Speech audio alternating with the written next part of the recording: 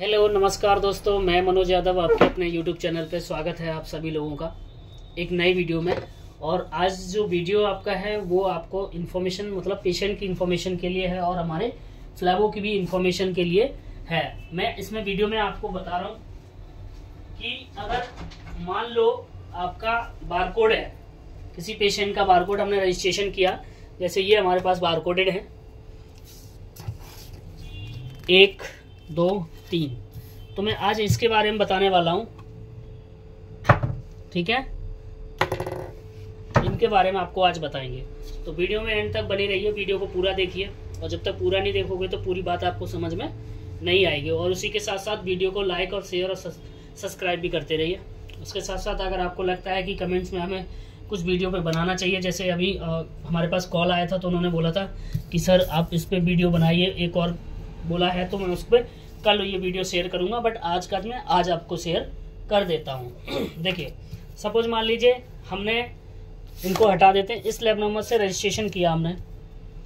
इस lab number का जो नंबर है, पहले तो ये स्कैनिंग होता है हमारा।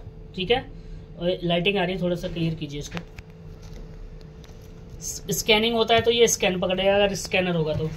उसके बाद ये नंबर होता है, और ये जो तो ये इस तरह से ये बारकोड है, तो इसका स्कैन करेंगे तो स्कैन और नंबरिंग, इसमें नंबर पड़ा होता है। देखिए, ये देखिए, इसका नंबर है 4692000254।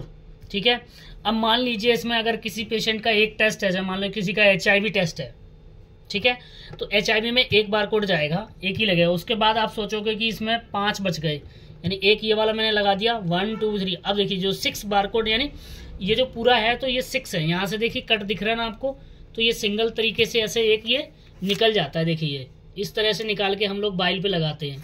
तो जैसे हमने इस बाइल पे अभी ऐसे लगा रखा है, देखिए ये किसी बाइल पे लगा हुआ है, किसी पेशेंट का है जो टेस्टिंग अभी होनी है इनका, तो हमने ये इस तरह से लगा रखी है। देखिए नंबरिंग इसमें शो कर रहा है, ये स्कैनर है, स्कैन करके आपको पता लग जाएगा, सारी डिटेल आपकी निकल जाएगी। स्लैब नंबर से भी आपकी डिटेल्स निकल जाएगी। अब हम बता रहे हैं क्या चाहते हैं, वो आपको बता दे रहा हूँ। अब मान लीजिए हमने इस पर एक बारकोड यूज किया, बाकी हमारे बचे 5। तो जो 5 बचे हुए जो बारकोड हैं, तो सोचते होंगे कि ऐसा तो नहीं दूसरे पेशेंट पे लगा दें, सेम ये प्रोसीजर कर दें, क्योंकि जब हम रजिस्ट्रेशन करेंगे ना तो ये बारकोड लेगा ही नहीं जो बचा हुआ है। उसके बाद हम इन बारकोड को ना डिस्कार्ड कर देते हैं, इन बारकोड को हम फेंक देते हैं। तो जैसे अब ये यूज हो गया तो हम उसको रोज के रोज उनको फेंकना होता बचा हुआ, बट हर बार नया यूज। जैसे अब ये इसका नंबर है लास्ट में 254 225 और 256। ठीक है, तो ये नंबर अलग अलग हैं। हमने ये हमारा यूज हो गया तो इसको डिस्कार्ड कर दिया।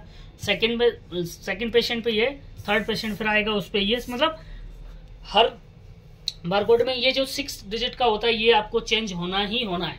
अब इसका हम रजिस्ट्रेशन भी अगर करेंगे तो ये बारकोड नहीं लेगा, बोल रहे थे ये ऑलरेडी आपका यूज हो चुका है, हम ले नहीं सकते। अब दूसरी बात हम बताते हैं, जैसे हमने ये इसमें नाम लिख दिया इनका, जो भी नाम है, ठीक है, उसके बाद हमने ये बारकोड लिख दिया, ये लगा दिया। अब देखिए ये जो बाइल जो है ना, ये जो ट्यूब्स है, इसमें हमने ब्लड ले लिया और ये जो जाएगी लैब में। ठीक है, उससे पहले मैं एक बात और बताना चाहता हूँ कि हम इसको फिर स्कैन करते हैं यहाँ पर कि हमने किस कलर की बाइल भेजी है। हमने ग्लूकोज की भेजी है, यानी आपका ग्रे टॉप हमने भेजा हुआ है। ठीक है, उसके बाद स्कैन किया, हम स्कैन करके बाद हम उसको पूरा बढ़िया तरीका से देखेंगे कि हमने ये भेजा था, इस लैब नंबर का भेजा है, इस पेशेंट का भेजा है, वो भी उसमें ना अब सारा डिटेल आपका आ जाता है। अब उसके बाद हमारा लॉजिस्टिक भी आएगा, तो वो बात मैं आपको कल बताऊंगा कि वो कैसे स्कैन करते हैं और कैसे लेके सैंपल को जाते हैं। अब हमने क्या किया कि इसको भेज दिया आगे जाके, जब ये वहाँ लैब में पहुंचेगा प्रोसेसिंग के लिए, तो सबसे पहले इसको ये स्कैन किया जाएगा। ये स्कैन करेंगे तो स्कैन करके उसकी डिटेल आ जाएगी कि जी उसका ये फलाना नाम है, ये उसने टेस्ट करवाया है, ये उसकी एज है, सारी डिटेल आपकी उसमें आ जाएगी। तो लैब नंबर चांस बिल्कुल भी नहीं है कि दूसरा कोई लैब नंबर इसमें शेयर किया जाए या किसी का दूसरा लैब बारकोड लगा दिया। अब सपोज मान लीजिए कि अगर हमने लिया ये और बारकोड किसी दूसरा लगा दिया हमने, तब क्या होगा कि जो स्कैन करेगा ना तो वो डिटेल आएगी नहीं। और वो डिटेल क्यों नहीं आएगी, वो डिटेल का रीजन ये है कि यहाँ वो रजिस्ट्रेशन उस लैब नंबर से हुआ ही नहीं है। अब क्या किया जाएगा, इस लैब नंबर पे जैसे दूसरा किसी का लगा होगा तो इसको यहाँ पे होल्ड करके रख दिया जाएगा। रखने के बाद हमारा एक ग्रुप होता है, उस ग्रुप में हमको ये भेज दिया जाएगा कि ये सैंपल अभी तक अनरजिस्टर्ड है, यानी ये सैंपल रजिस्टर्ड नहीं है।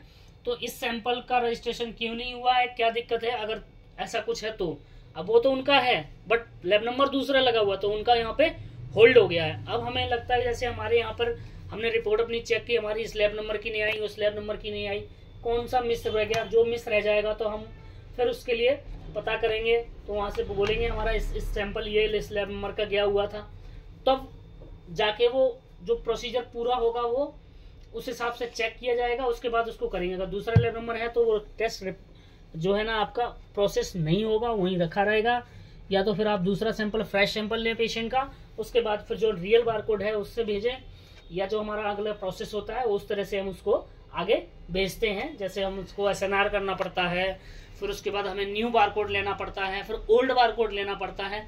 तो ये जो हमारा पूरा प्रोसीजर होता है वो उस हिसाब से हम लोग करते हैं, ताकि बारकोडिंग में जैसे कोई मिस्टेक ना हो। अब जैसे वहाँ हमने रजिस्ट्रेशन किया, इस लैब नंबर से मान लीजिए हमने रजिस्ट्रेशन किया 4692000255, ये हम जब रजिस्ट्रेशन करेंगे तो जब रजिस्ट्रेशन जो हम करेंगे ना, तो ये पेशेंट के पास लैब नंबर में मैसेज जाएगा, ये लैब नंबर जाएगा पूरा कि आपका ये इस लैब नंबर से जो है ना टेस्ट आपका रजिस्टर्ड हुआ है, जो भी आपने टेस्ट करवाया है, तो इस लैब नंबर से रजिस्ट्रेशन। अब ये आपके पास भी गया, पेशेंट के पास भी गया, ये हमारे पास भी है, आपकी रिपोर्ट में भी सेम रहेगा, आपकी बिल में भी सेम रहेगा, तो ये सारी लैब नंबर आपका एक सेम रहेगा। ये पूरे 6 यानी 1 2 3 4 5 6 ये आपके सेम रहने वाला है, एक होगा तो एक।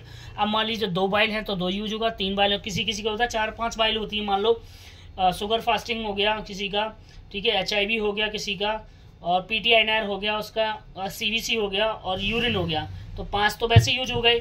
अब शुगर फास्टिंग था उसके साथ उसका PP भी है तो 6 यूज हो गए, टोटल यूज हो गए, बचा ही नहीं हमारे पास कुछ, हम भेजेंगे क्या, ठीक है, तो कुछ भेज ही नहीं सकते। और ये पूरा प्रोसीजर था। अगर आप लोग देखते वीडियो को सही से तो उसको देखिए, अच्छा लगे तो बताइए, कमेंट्स कीजिए, लाइक शेयर और कीजिए। इसी के साथ वीडियो को हम समाप्त करते हैं। जय हिंद, जय भारत, जय जवान, जय किसान, जय श्री राम, जय श्री राम, जय Shri Ram. Thank you so much.